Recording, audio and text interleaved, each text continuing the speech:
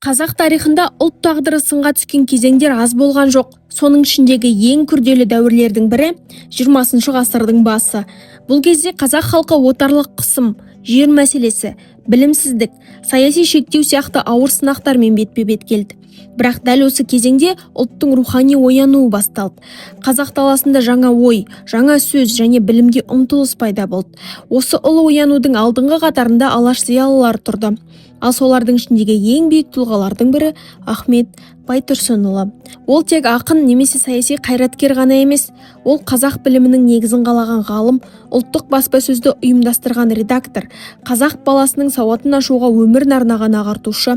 Ең бастысы, ол қазаққа өз тіліне лайықталған ұлттық жазу жүйесін жасап берді. Бұл жазу тарихта төте жазу деген атпен қалды. Біз қазір Ахмет Байтұрсынұлы өмір сүрген үй музейдің ішіндеміз. Бұл жерде ол алғашқы әліпбиді реформалап, халықтың оянуына үлес қосқан, сонымен қатар алғашқы қазақ тілінің негізін қалаған. Ахмет Байтұрсынұлы 1872 жылы дүниеге келді. Ол ұстаздық, ағартушылық, публицистика және қоғамдық қызметті қатар алып жүрген сирек тұлғалардың бірі болды. 1895 жылда 1909 жылға дейін Ақтөбе, Қостанай, Қарқаралы өңірлеріндегі мектептерде мұғалім, кейін училище меңгерушісі болып қызмет етті. Бірақ Ахмет үшін ұстаздық тек сабақ беру емес еді, ол халықтың көзін ашудың, ұлтты сақтаудың жолы білімде екенін ерте түсінді. 1905 жылы ол Қарқаралы петициясына қатысып, патша билігінің отарлық саясатына қарсы шықты. Сол үшін қуғынға ұшырап, 1910 жылы Орынборға жер аударылды.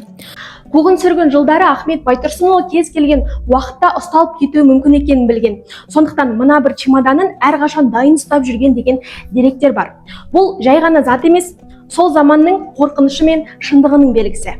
1913 жылы Орынборда жалпы ұлттық қазақ газеті жарық көрді. Оның бас редакторы әрі негізін ұйымдастырушылардың бірі Ахмет Байтұрсынұлы болды. Бұл газет жай ғана басылым емес, ол қазақтың саяси, мәдени және рухани мінберіне айналды. Ел ішіндегі жер мәселесі, оқу-ағарту, тіл, дін, әйел теңдігі, ұлттық сана бәрі осы газет бетінде талқыланды. Музейде тұрған төте жазумен жазылған газеттер мен құжаттарға қарасаңыз, бір нәрсені анық сезесіз. Ахмет үшін жазу жай әріп таңдау емес, жазу халықты оятудың құралы болды. Ахмет Байтұрсынұлы жазу реформасына кездейсоқ келген жоқ. Ол кезде қазақ даласында араб графикасы қолданылды. Бірақ ол қазақ тілінің дыбыстық жүйесін толық бейімдемеген еді. Қазақ баласы сауат ашқанда көп қиналатын. Әріпті танса да дыбысты бірден қосып оқу қиын болды. Ұзаққа созылды, жазу күрделі көрінді. Себебі қолданып жүрген жүйе қазақ тілінде қажетсіз таңбалар да, қазақ дыбысында дәл келмейтін тұстар да бар еді. Ахмет осы мәселені терең түсінді. Ол араб жазуын сол күйінде сақтап қалуды емес, оны қазақ тіліне ыңғайлауды мақсат етті. Артық таңбаларды қысқартты. Қазақтың дыбыстық табиғатына сай келетін жүйе жасады. Осылайша қазаққа жақын үйренуге жеңіл ұлттық жазу үлгісі пайда болды. Көпшілік Ахмет Байтұрсынұлы реформалаған араб графикасын төте жазу деп атайды. Ғылыми еңбектерде оны Байтұрсынұлы әліпбиі, жаңа емле, реформаланған қазақ жазуы деп те атайды. Ал төте деген сөздің мәні тура, қысқа, жеңіл дегенге жақын. Яғни бұрынғыдай ұзақ ежіктемей дыбысты бірден қосып оқуға мүмкіндік беретін. Төте жазу тек әріптер жиынтығы емес, ол оқу әдістемесі. Ахмет баланың әріптік жаттап қоймай, дыбысты түсініп, сөзді тез оқып кетуіне жағдай жасады. Сондықтан төте жазудың тарихи маңызы өте үлкен. Ол қазақ тілінің табиғатына бейімделген артық таңбасыз, ықшам әрі практикалық жазу жүйесі болды. 1912 жылы менің алғашқы оқу құралым жарық көрді. Бұл кітапты жазудағы мақсатым қазақ баласының өз тілінде сауат ашу, әріп танып, білімге жол табу еді. Бұл қазақ баласына арналған әліпбе еді. Кейін бұл еңбек бірнеше рет қайта басып шығып, халық арасында кең тарады. Бұл Ахмет жасаған жазудың қағазда қалып қоймаған нақты оқу процесіне енгенін көрсетеді. Ал тіл құрал еңбегі арқылы Ахмет тіл білімінің ғылыми негізін қалады.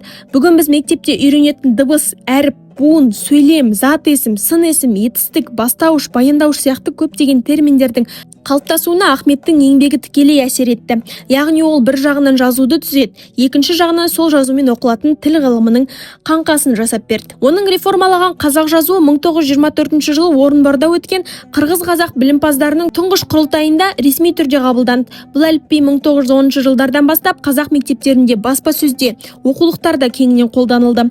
1929 жылға дейін қазақ даласында араб графикасына негізделген осы жазу жүйесі маңызды рөл атқарды. Бірақ кейін кеңестік тіл саясаты өзгерді. 1929 жылдан бастап қазақ жазу латын графикасына көшірілді. Ал 1940 жылдан кейін кирилл әліпби енгізілді.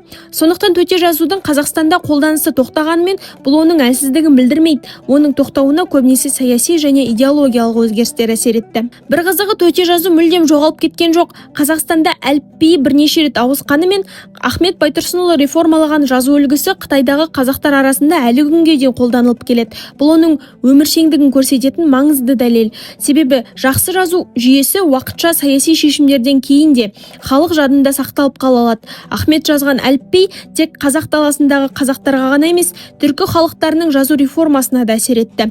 Оның еңбегі ұлттық шеңберден асып, тұтас түркі дүниесіндегі ағартушылық қозғалысымен байланысып жатыр. Маса қазақ қоғамын өзгертуге бағытталған ең алғашқы ағартушылық шығармалардың бірі. Қалың ұйқыда жатқан халықты сауатсыздық пен надандықтан оятуға тырысқан сол кездің көркем өкілі Ахмет Байтұрсынұлы. Ал енді сұрақ туындайды: біз ояндық па? Ахмет Байтұрсынұлы қазаққа тек әліпби сыйлаған жоқ, ол қазақ тілінің ішкі заңдылығына сай жазу жүйесін жасап, сол арқылы тұтас ағарту қозғалысын алға жылжытты. Төте жазу көне жазу үлгісі ғана емес, ол қазақтың 20 ғасырдың басындағы рухани жаңғыруының белгісі. Ол ұлттық сауаттандыруға, тілін сақтауға, баспасөзін дамытуға, ғылыми қалыптасуға қызмет еткен үлкен реформа. Ахмет үшін әліпби техникалық таңба емес, әліпби ұлттың ойлану жүйесі, білімге барар жолы, өзін сақтап қалу құралы болды. Сондықтан Ахмет Байтұрсынұлы мен төте жазу туралы айту өткен тарихты еске алу ғана емес, бұл қазақ тілінің болашағы туралы ойлану. Өйткені ахаң қалдырған ең үлкен қағида әлі де өзекті. Жазу тілге қызмет етуі керек, ал тіл ұлтқа қызмет етуі керек.